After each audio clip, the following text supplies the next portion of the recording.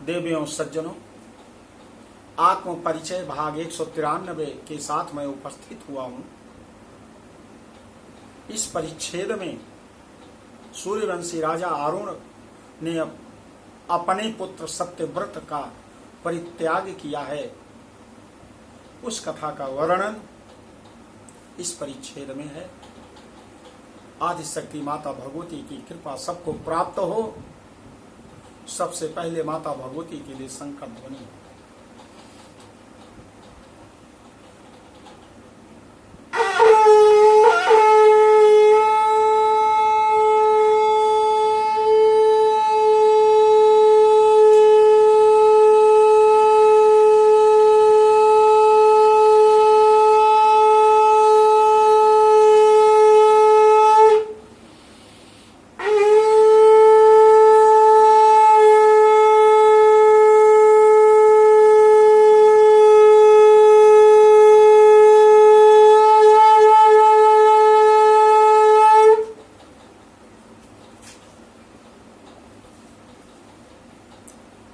इसके पहले के परिच्छेद में जैसा मैंने बताया कि सूर्यवंशी राजा अरुण हैं और उनके पुत्र का नाम सत्यव्रत है। वह परम ऐश्वर्यशाली तो है, लेकिन स्वेच्छाचारी, कामी, मंद बुद्धि और अत्यंत लोभी है।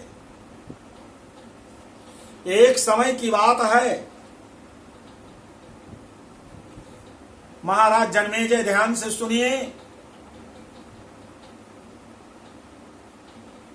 उस पापी सत्यव्रत ने कामासक्त होकर एक विप्र की भार्या का अपहरण कर लिया। जब उस विप्र का विवाह कन्या के साथ हो रहा था, उसी समय विवाह मंडप में ही उस राजकुमार ने यह विघ्न उपस्थित किया था। हे राजन, इसके बाद सभी ब्राह्मण एक साथ राजा अरुण के पास गए और अत्यधिक दुखित होकर बार बार कहने लगे, त्राहि माम, हम लोग मारे गए राजन। राजा ने दुख से पीड़ित नगरवासी ब्राह्मणों से पूछा, हे विप्रगण, मेरे पुत्र ने आप लोगों का क्या बिगाड़ा है, बताइए। तब राजा की यह वाणी सुनकर विप्रगण विपुल आशीर्वाद देते हुए विनम्रता पूर्वक कहने लगे, बलशालियों में श्रेष्ठ राजन, आज आपके पुत्र ने विवाह मंडप से एक ब्राह्मण की विवाहिता कन्या का बलपूर्वक हरण कर लिया है। व्यास जी कहते हैं, हे राजन जन्मेजय, उनकी तथ्यपूर्ण बात सुनकर परम धार्मिक राजा अरुण ने अपने पुत्र को बुलाया और कहा,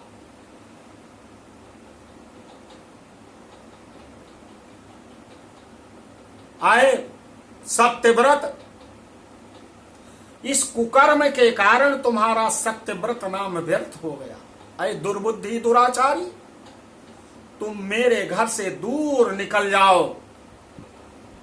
हे पापी, अब तुम मेरे राज्य में ठहरने के योग्य बिल्कुल नहीं रह गए हो। अपने पिता को कुपित देखकर वह बार बार कहने लगा कि मैं कहां जाऊं। तब राजा अरुण ने उससे कहा कि तुम चांडालों के साथ रहो। विप्र की भार्या का अपहरण करके तुमने चांडाल का कर्म किया है, इसलिए अब तुम उन्हीं के साथ संसर्ग करते हुए स्वेच्छा पूर्वक रहो। अरे कुल कलंकी, तुझ जैसे पुत्र से मैं पुत्रवान नहीं बनना चाहता। अरे दुष्ट, तुमने मेरी सारी कीर्ति नष्ट कर दी, इसलिए जहां तुम्हारी इच्छा हो वहां तुम चले जाओ। कोप से युक्त महात्मा पिता की बात सुनकर सत्यव्रत उस नगर से तत्काल निकल गया और चांडालों के पास चला गया। चांडालों की बस्ती में चला गया। उस समय ऐश्वर्य संपन्न तथा करुणालय सत्यव्रत कवच पहनकर तथा धनुष बाण लेकर उन चांडालों के साथ रहने लगा। जब महात्मा राजा अरुण ने कुपित होकर अपने पुत्र सत्यव्रत को निष्कासित कर दिया था, तब गुरु वशिष्ठ ने उन्हें इस कार्य के लिए प्रेरित किया था। इसलिए राजकुमार सत्यव्रत निष्कासन से न रोकने वाले उन धर्मशास्त्र के ज्ञाता वशिष्ठ जी पर कुपित था।